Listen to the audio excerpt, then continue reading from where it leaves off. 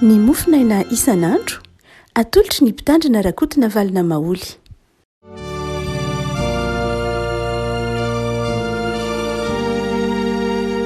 Fanomerahantsika ry avako malala tratry ity alatsinainy fa 2 ny volana martsa ity ny mofinaina voalahatra ho antsika anio dia ny bokyny Jeremia mpaminany toko 7:10 andiny 12 ka hatramin'ny 17. Jeremia mpaminany toko 7:10 andiny 12 ka hatramin'ny 17. Vaikitsika amin'ny anaran'i Jesosy. Ary izao teny izao dia lazao aminy hoe izao no lazain'i Jehovah Andriamanitry ny Israely. Ny tavoara rehetra dia feno divay, ary izy anao aminao hoe ohatsy efa fantatra ihany fa feno divay ny tavoara rehetra, dia ho lazainao aminy hoe izao no lazain'i Jehovah.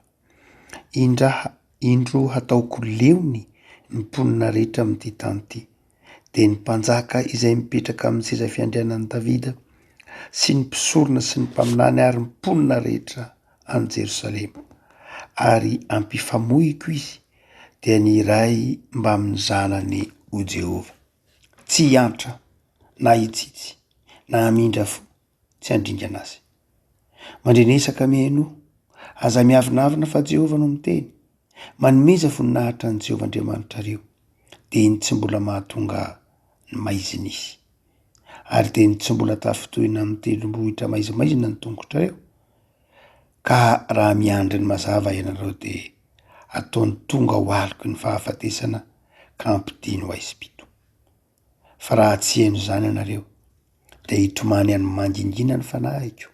satria misy fiavina vonana eny ny masoko hamarin-dranomaso ijononoka be, satria voababo ny ondron'i Jehovah. Ray masonao manamasinana ny fahamarinana ny teninao, ny fahamarinana. Amen. Faminaniny Jeremia mpaminany ry havana no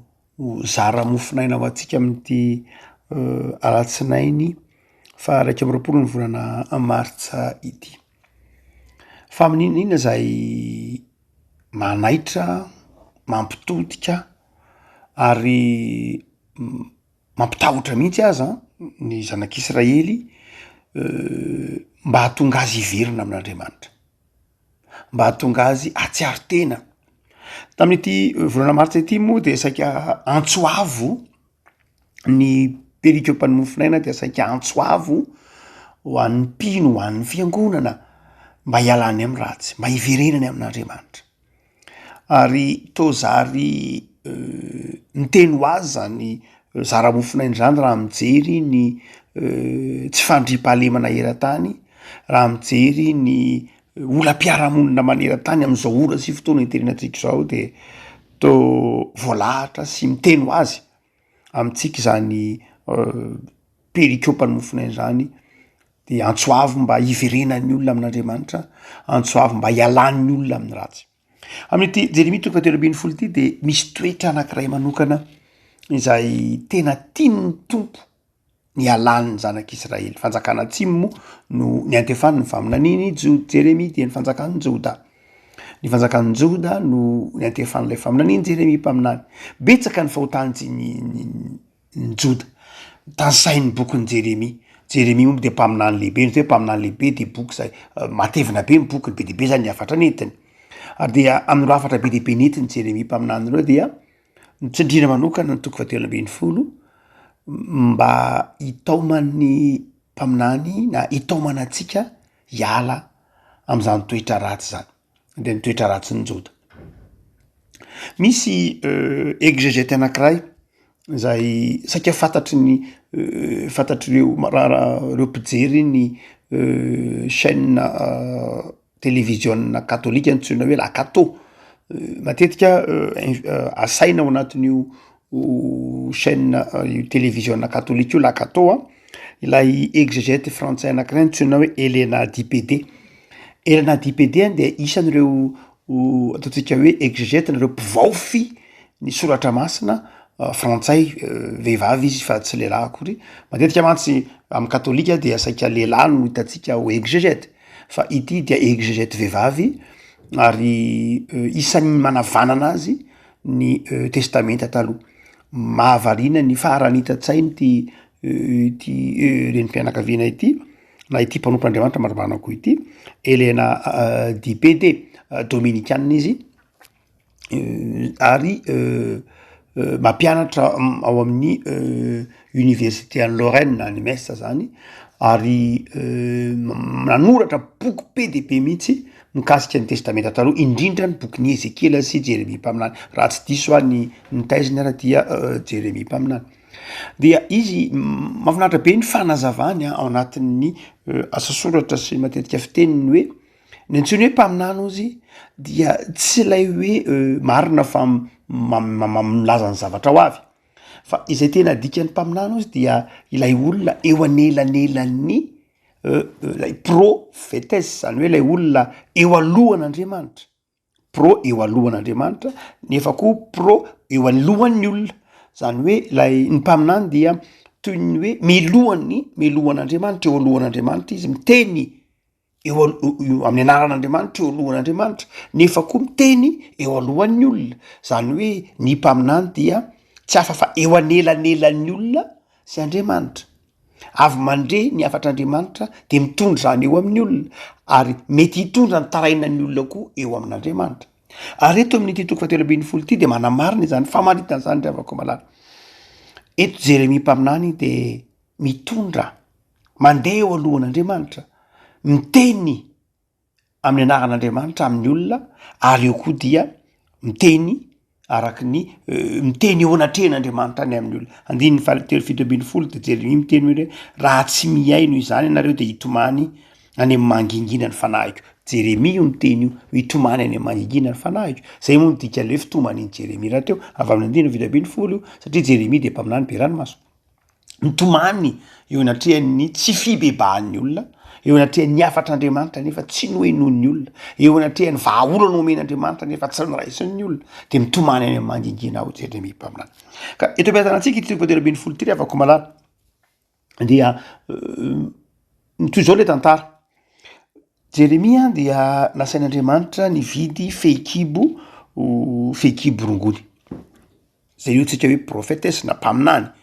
mandeha eo alohan'Andriamanitra, miteny amin'ny anaran'Andriamanitra, ary ny fihetsiky ny mpaminany de matetika fihetsika faminaniana. Jeremia mpaminany zany eto ny fihetsiky Jeremia de fihetsika faminaniana. Dia nasain'Andriamanitra nividy rongony, fehikibo rongony Jeremia. De nasehony tamin'ny olona hoe za de nasain'Andriamanitra nividy fehikibo rongony. De izy manao ifehezo ny valahanao io, zany hoe atao vitan'ny olona fa mitondra an'ilay fehikibo rongony ianao. Dia afaka andro vitsivitsy de hoy ny tompo miteny taniny hoe iny fehikibo novidinao iny ka hitan'ny olona fa nanaovanao le fehikibo rongony de mandehana aleveno anatsefatsefaky ny aram-bato. Dia naleviny Jeremia zany tany akamoron'ny Eufrata lay fehikibo, lay rongony zany fehikibo rongony, fehikibo tsara tare zany, lafo vidy, isan'ny fehikibo lafo vidy. Dia novidiny Jeremia dia nanaovany dia nafeniny, nataony ho hitan'ny olona fa nafeniny naprime ao amin'ilay atsefatsefaky ny aram-bato. Afaka ianandro vitivitsy de nitenen'ny tompony hoe mandana laivo le fehikibo ary. De lasa Jeremia naka an'ilay fehikibo de mazava ho azy satria fehikibo vita amin'ny rongony amin'ny zava-maniry de zao lo lay fehikibo. Dia hoy ny tompo manao hoe tahaka an'izany ny zanak'Israely. Ary dia any amin'ny 2:10 manazava ny tompo hoe zao no lazain'i Jehovah-Andriamanitra ny Israely. Io 2:10 zany dia tsokevitra tao aorianan'ilay fihetsiky Jeremia. Ina le fihetsiky Jeremia? Zanak'Israely no fanjakana atsimo zany. Ny Joda zany zanak'Israely no arin'ny tompo amin'ilay fehikibo. Hoe sarobidy teo anatrehan'Andriamanitra, novidin'Andriamanitra lafo ny zanak'Israely, novidin'Andriamanitra lafo, nanahirana n'Andriamanitra. Nanahirana n'Andriamanitra namoaka ny zanak'Israely avy tany amin'ny tany Egipta avy any amin'ny tany na babouna. Nanahirana n'Andriamanitra, nanamboatra ny zanak'Israely ho tonga firenena, niainga tamin'ny tsy misy Andriamanitra. Satria Abrahama niandohan'ny firenen'Israely, Abrahama zay efa antitra be, efa tsy afaky niteraka intsony, to niainga tamin'ny tsy misy mihitsy Andriamanitra raha hanamboatra ny firenen'Israely. nanahirana an'andriamanitra, lafo vidy teo anatrehan'andriamanitra ary sarobidy teo anatrehan'andriamanitra. Zay nidikan'ilay hoe fehikibo rongony. Ary dia nyreharehan'andriamanitra, ary tsy vitany hoe nyreharehan'andriamanitra fa fehikibo rongony mitondra fitahiana ho an'ny firenena manodidina rehetra ny firenena Israely. Modely zay nalain'ny firenena tahaka ny firenena Israely, tsy hoe nanahirana an'andriamanitra ihany fa fehikibo nalain'ny firenena rehetra manodidina tahaka, fitahiana ho an'ny firenena rehetra. Ary tsy vitan'izany fa mitondra fantso-pahasoavana ho an'ny manodidina ny firenena Israely. Dia indrisy anefa fa lo isy. Zay le hoe nampirimy Jeremia nasain'ny tompo natao tena tsy efa-tsy ny aram-bato andin'ny faefatra tapany farany, zany hoe milaza hoe lo tsy azo nampiasana tsony, niala tam'ilay voninahitra nomen'andriamanitra azy, niala tam'ilay voninahitra nomen'andriamanitra azy de lo ka tsisy ilana azy tsony, tsisy mahafekibo azy tsony, tsy eo tsony lay famirapiratana, tsy eo tsony lay voninahitra nasalotra andriamanitra azy, tsy eo tsony lay toetra mahafinaritra mahafekibo rongony azy. Ary mampatahotra rehavako malala ity faminany Jeremia mpaminany ity, mampatahotra hoe firenena no vidin'andriamanitra ary nosaroman'andriamanitra ny voninahiny, nomen'andriamanitra azy, nanahirana an'andriamanitra, nefa indrisy fa zaro-lo ny filazan'ny bokin'ny Jeremia mpaminany. Ary dia hoy ny filazany andininy fa fitapany farany, kanjo indro simba ny fehikibo ka tsy azo natao na inona intsony. Tahak'izay ny saron'ny firenena Israely, saron'lay firenena lay mpanompon'andriamanitra, lay vahoakan'andriamanitra, tian'andriamanitra, dia io fa tsy azon'andriamanitra na ampiasaina intsony, tsisy azo ampiasana azy tsony, tsy ahavita ny asa zay empanaovan'andriamanitra azy tsony. Tokony firenena hitondra fantsona fitahiana, tokony firenena hitondra soa ny manodidina azy, tokony firenena ampita ny fitiavan'andriamanitra amin'ny taranaka amin'ny fandimby hatrany, de io fa simba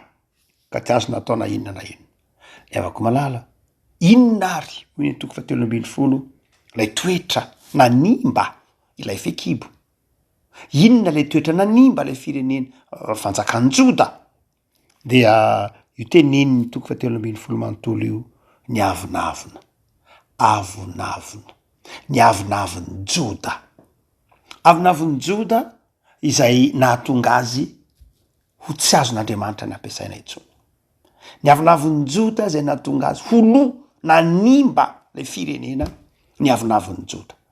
Inona ny endrika nisehoany lay avonavon'ny Joda? Voalohany indrindra de ny avonavim-panahy, ny avonavim-panahin'ny Joda, ny avonavim-panahin'ity firenena no vidin'andriamanitra. Inona lay hoe avonavim-panahy? De zao ny fialana amin'andriamanitra, ny fieverana an'andriamanitra ho fitaovam-piasana fotsiny ihany, ary ny fieverana ny fivavahana ho zioka, fieverana ny fivavahana ho fitaovana ho amin'ny fiainana ara-nofo ihany, tsy fanekena ho ampiasain'andriamanitra fa fampiasana an'andriamanitra ho fitaovany tena ihany. Avonavona zany rehavako malala. Hoy tsika manao hoe raha ny tena marina ny firenena Israely nge fehikibo ampiasain'andriamanitra, fa ny zavatra mitranga matetika de zao, ny Joda de mampiasa an'andriamanitra, ny mamaiky azy tsy ho ampiasain'andriamanitra fa ny mamaiky azy ny ampiasa an'andriamanitra. Ary rehefa ao an-tsain'ny olona ny atao hoe hampiasa an'andriamanitra, de zao lasa mora miala amin'andriamanitra izy. Matetika rehavako malala izay mitranga de ny olona mivavaka, tsy mivavaka manaiky ho ampiasain'andriamanitra, na tsy mampiasa ny fivavahana ho fitaovana hifandraisana amin'andriamanitra, fa mampiasa ny fivavahana ho fitaovana ho an'ny tena ihany. Zany hoe mivavaka ny olona, mampametram-panontaniana mivavaka zany rehavako malala, ino moa ny antony ivavahanao? Ny antony ivavahana ka ny antony ivavahako de zao mba hatonganana fifandraisana amin'andriamanitra ka hampiasa an'andriamanitra, hoe za andriamanitra ataovy tonga n'izao fotsiny ihany, za andriamanitra ataovy tonga n'izao ihany. Marina fa zava-dehibe zany rehavako malala hoe mivavaka ianao any de misy antony ivavahanao, satria andriamanitra mitahy, andriamanitra mamelona, andriamanitra mikarakara, andriamanitra miaro, niteny an'izany raha teo izy, tsy diso zany. Fa ao ambadiky zay ry avako malala de zao move nao manaiky ho ampiasain'andriamanitra fa melony hanomezan'andriamanitra nyzany rehetra zany de ao ambadiky efa vokatra zany conséquence fa ny antony fivavahana voalohany ry avako malala de zao manaiky ho ampiasain'andriamanitra ary izay ny tsy tokony ho adonona ry avako malala ny avinaviny zanak'Israely a dia avinaviny ny olona te hampanompo an'andriamanitra andriamanitra indray no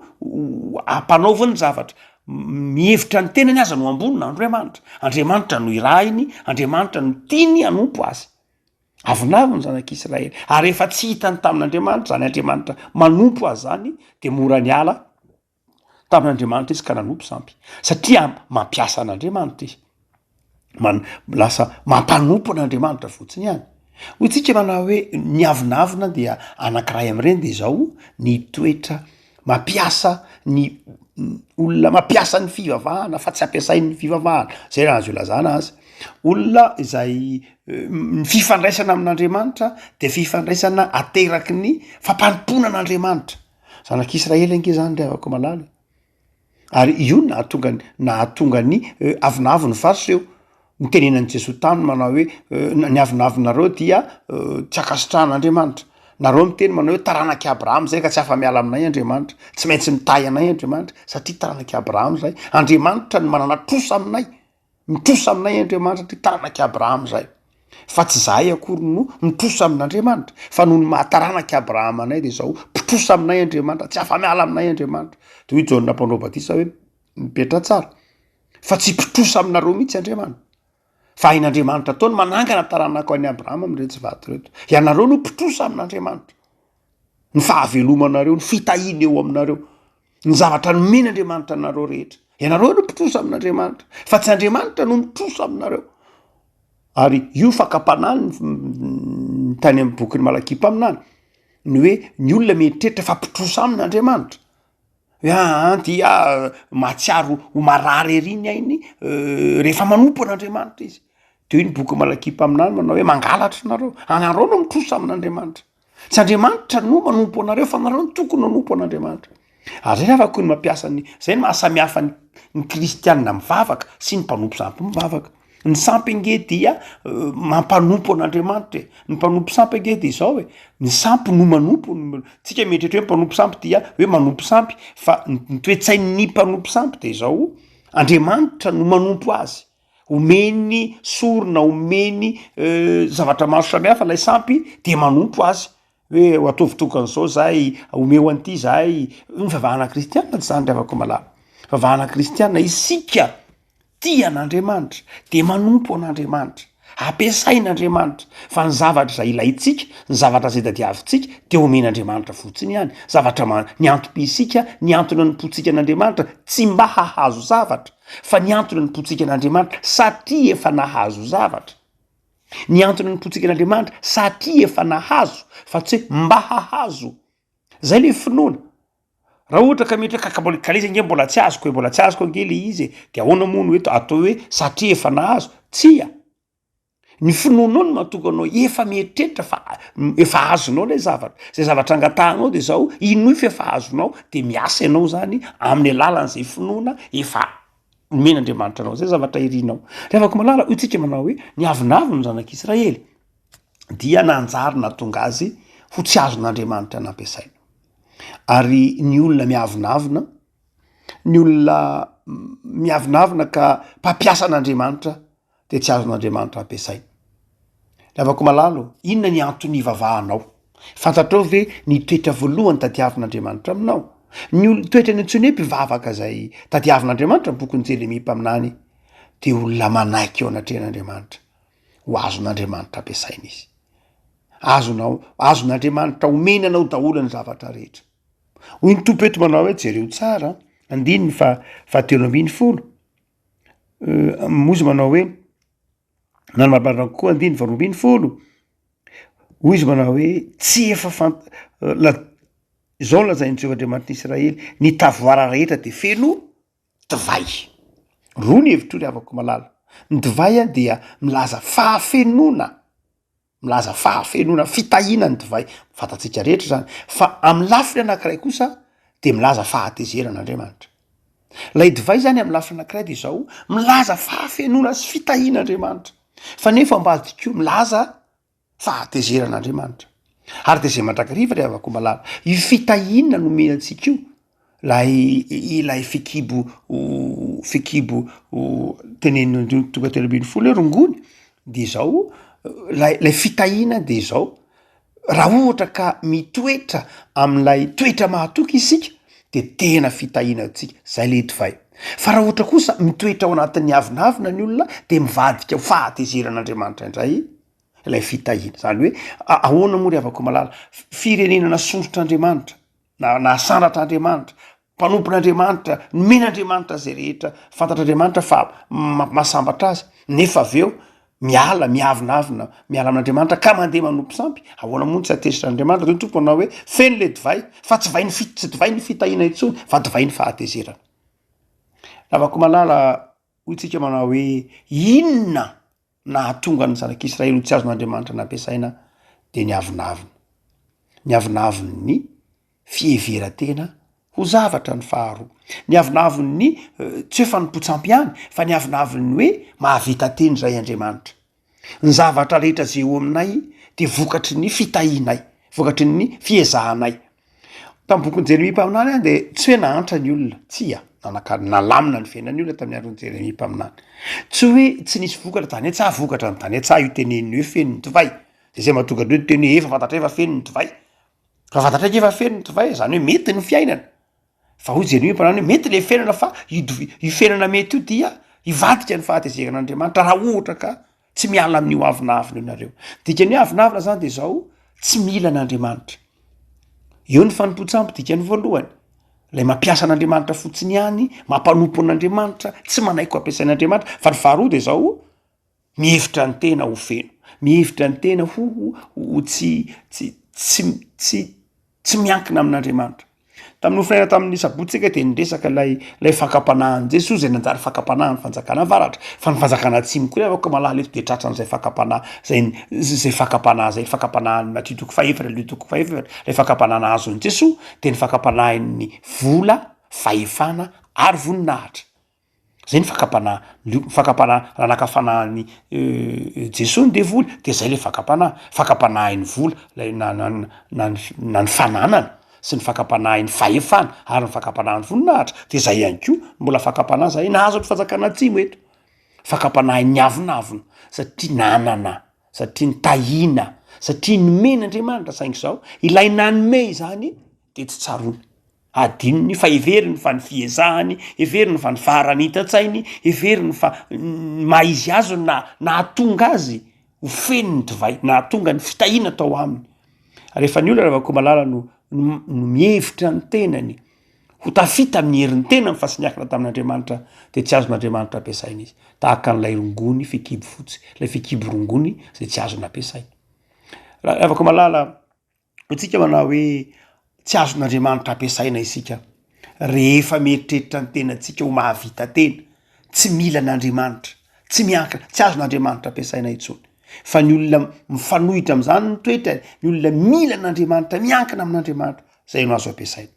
ary fately avako malala ny avinavina zay mbola tiany tompo ialany zanak'Israely koa de zao ny fiheveran'ny tenany ho tsara na homendrika noho ny namany aza tsy tokony adonotsika fa ny zanak'Israely de ny reharenana an'Andriamanitra tsy maninona koa zany vao maika tsara araka ny tenin'ny salamana raha misy mirehare de aoka Jehovah tompony rehireny fa izao tsy zay ihany ry havako tsy zay ihany fa ndraindray izy ireo dia mirehare ara-panahy miavinavina ara-panahy io hitantsika amin'ny Koritianina natonga ny Paoly nanazava ny Koritianina toko 7:10 momba ny fitiavana ny Koritianina toko 2:10 momba ny fanomezam-pahasoavana de satria betsaka ny avinavim-panahy ny mpino ndraindray misy mpino tratry ny avinavim-panahy manambany ny fanomezam-pahasoavan'ny hafa mihevitra hoe ny fanompona tahaka zao ambony fa ny fanompona tahaka zao kosa tsinitsinina misy avinavim-panahy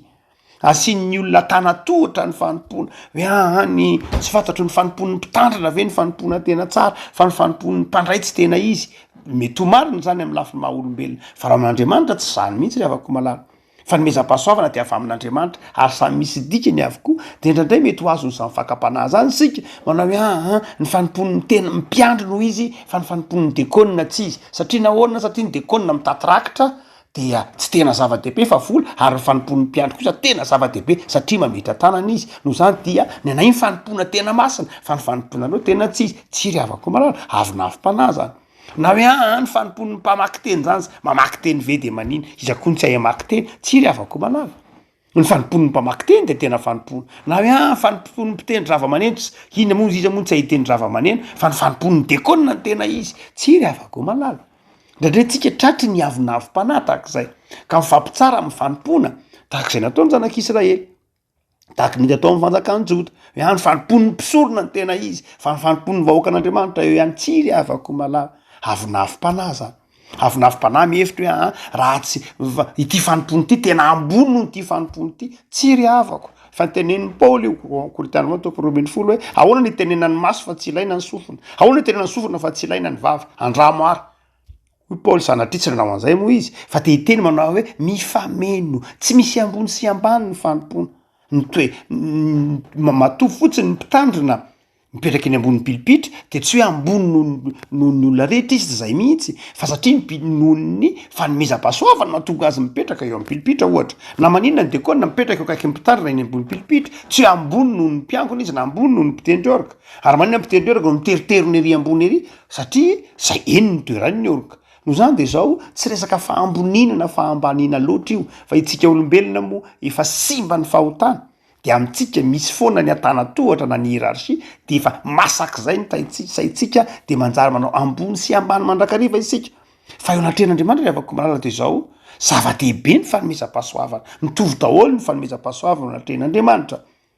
saingy tsy zay nefa nitranga atao amin'ny Jota ny fanambahana izy ny fampitsara izy ny avinavina izy ary nasiny sokajy maro samihafa manao hoe ity tsara enao ratsy satria ianao zao avako malala rehefa ao anatin'ny olona ny fisara fanasokajokajina ny fanompona ny fiheverantena ho tsara noho ny hafa ny fiheverantena ho mambony noho ny hafa tsy firaharahiana ny hafa de zao tsy azon'Andriamanitra ampiasaindrano avako malala tandremoary ianao azo ny fakampanahan'ny avinavina ka hevitra ny tenanao ho tsy mila an'Andriamanitra na hevitra ny tenanao hampiasa an'Andriamanitra na mihevitra ny tenanao ho tsara noho ny hafa de manao antsoavy Jeremia mpaminany eto manao hoe tsy miatra ny fitsaran'Andriamanitra momba ny tavoara feno fa tavoara feno divay fitahiana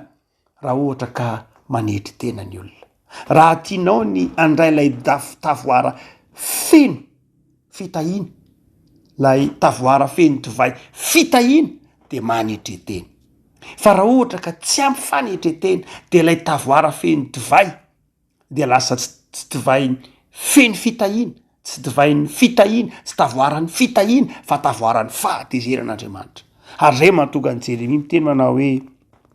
de hitomany any amin'ny mangingina ny fanahiko satria misy fiavonavonana andiny 7:10 hitomany aho Jeremia satria zao lay tavoarany divay feno fitahiana de hivadika tavoarany faharavana de hitomany aho any olona zany ny safidy ry avako malala tsy an'Andriamanitra ny safidy fa anao hiavinavina ve tsy anetry tena ve dia lay tavoarany fitahiana de anjary tavoarany fitsaran'Andriamanitra ry avako malalo anao ny safidy de mifidiana mandrakariva ny lalan'ny fanetretena ny lalan'ny fanetretena ve de efa nambarany Jeremia mpaminany io ometoeran'Andriamanitra ao am-ponao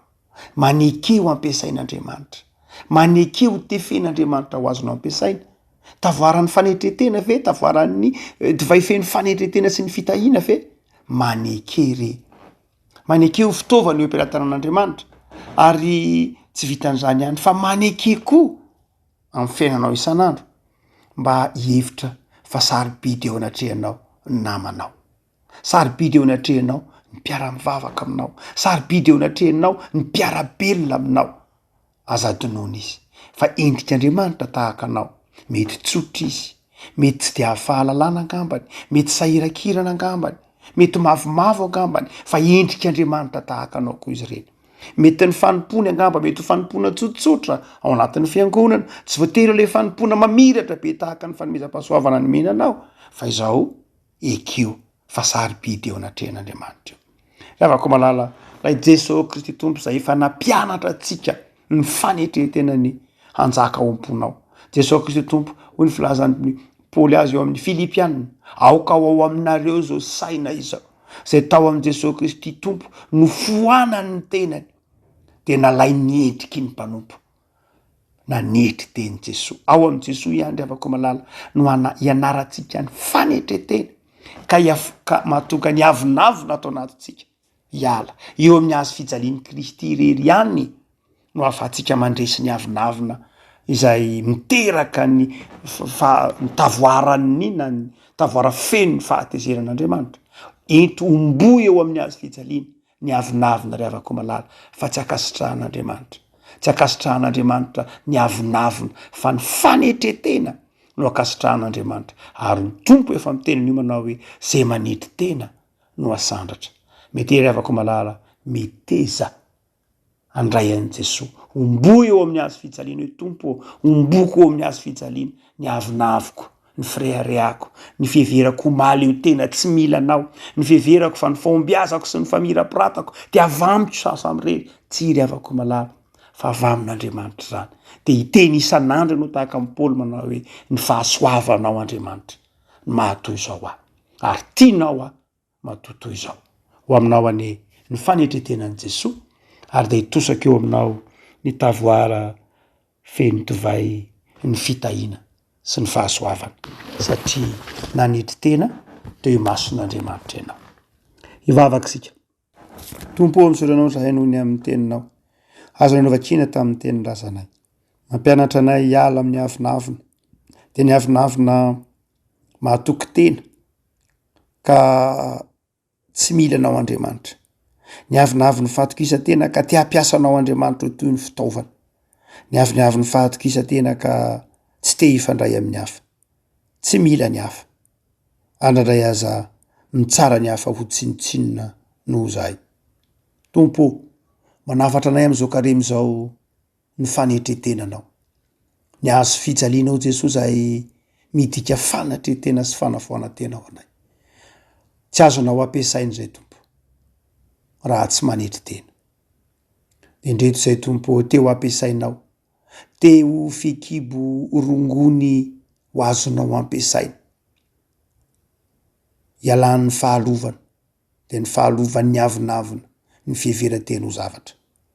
fangio zay tompo amin'izao karemy zao ary foany aty anatinay ny avinavina ny freareana ny fiheveran-tena ho tsara noho ny hafa ary ny fiheveran-tena ho tsy mila anao mihitsy aza fangio ny fon'ny fiangonanao tompo amin'izao karemy zao samy atsaro fa ilainay ny namanay ilainay amin'ny fanomponanao ny mpiarabelona aminay fangio ny mpino rehetra tompo amin'izao karemy zao hanana fanetretena lalina eo anoloan'ny azo fijalian'i Jesosy zanakao jereo ny zanakay jereo ny fiainanay rehetra jereo ny tokantranonay jereo ny tanindrazanay ampianary tompo ay anetry tena eo anatrehan'ny azo fijalianao Jesosy mba hanana fiainana vaovao ka ho azonao ampiasaina ho vavolombelon'ny fahamarinanao ho vavolombelon'ny fitiavanao fa ny avinavinay olombelona miteraka ny ady ny avinavinay olombelona no miteraka ny fifandirana ny avinavinay olombelona no miteraka ny korotana sy ny faharavam-penana maro samihafa fangio zay amin'izao karemy zao tompo mba hanana fanetretena eo anatrehanao misaotra Jesosy amen.